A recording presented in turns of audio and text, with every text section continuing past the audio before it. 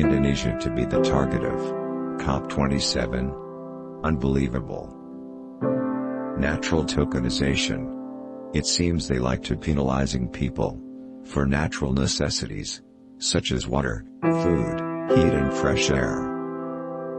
Bank of England senior advisor Michael Sheren said at COP27 that carbon was moving very quickly into a system where it's going to be close to a currency.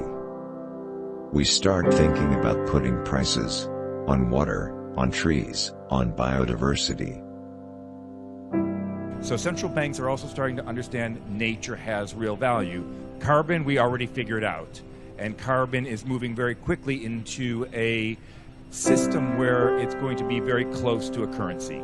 Basically being able to take a ton of absorbed or sequestered carbon and being able to create a forward pricing curve with financial service architecture, documentation. I just came out of a meeting this morning how we're trying to accelerate that.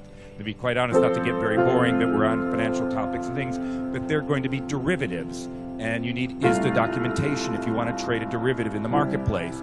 And all of this actually matters for nature as well. I'm going to quickly hand off, but again, I want to talk about value one more time, because the southern part of the world has value far greater than large elements of the northern part. And when we start thinking about and putting prices on water, on trees, on biodiversity, we find where does that sit? I'm doing a lot of work out of Asia, and I say that my next door neighbor, Indonesia, is the left lung of the world, and obviously Brazil is the right, and Africa, absolutely critical. And we need their natural capital as a system-based world more than we need that 66 billion we've got sitting in the basement of the Bank of England.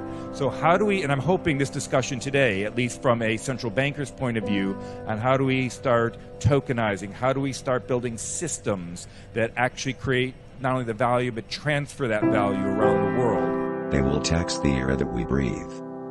You can bet they won't be tracking the carbon footprint of billionaires.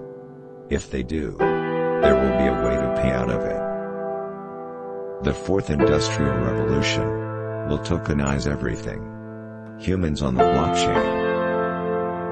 An electronic ledger system records any transaction of value, whether it be money, goods, property, travel, carbon, work or voices, and displayed to the entire network, to those that have access.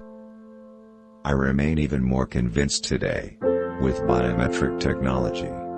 The world will move to biometric ID, and they will do it because in the end, it is better for people.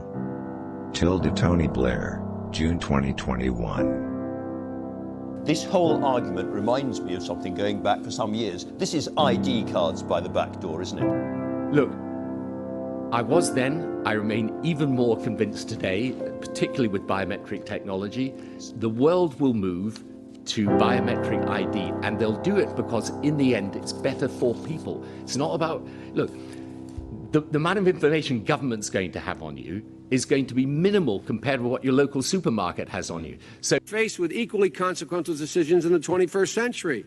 Can a microscopic tag be implanted in a person's body to track his every movement? There's actual discussion about that. You will rule on that, mark my words, before your tenure is over. Can brain scans be used to determine whether a person is inclined toward criminality or violent behavior? You will rule on that. Carbon credit will be linked to your social credit score, digital ID and CBDCs.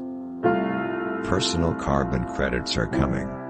Sorry you've reached your carbon quota this month, and therefore can't fill up your car, or purchase any more sate, more pizza lele, and so on. CO2 is a potent fertilizer. At 1,000 parts per million, photosynthesis is up 60%, growing seasons reduce 15%, and plants need less water, because stomata open less, therefore less transpiration.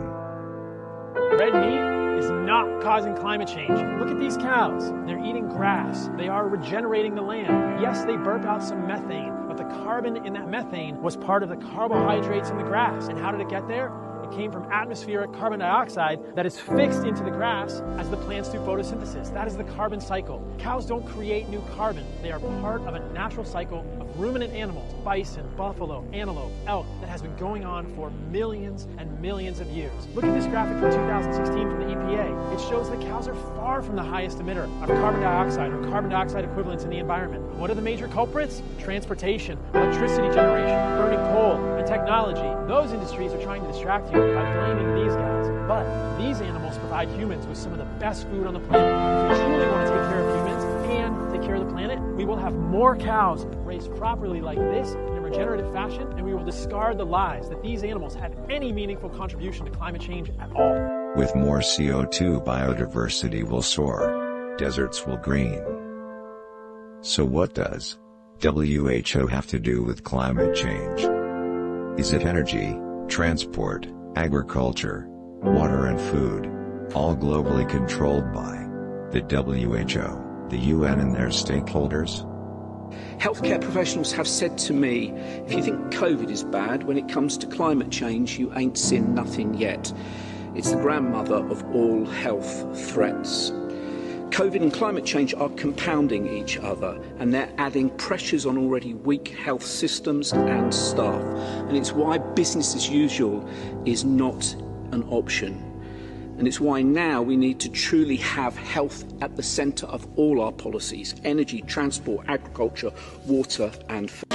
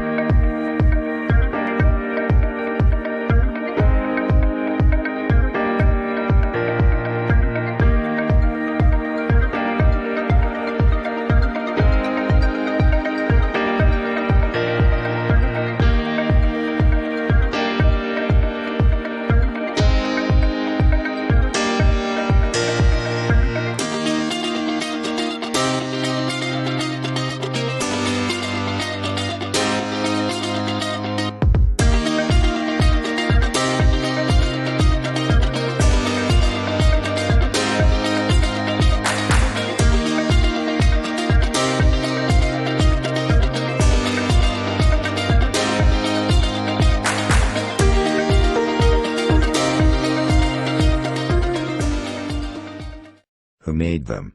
God over nature. Thanks for watching. Don't forget to like, subscribe and share.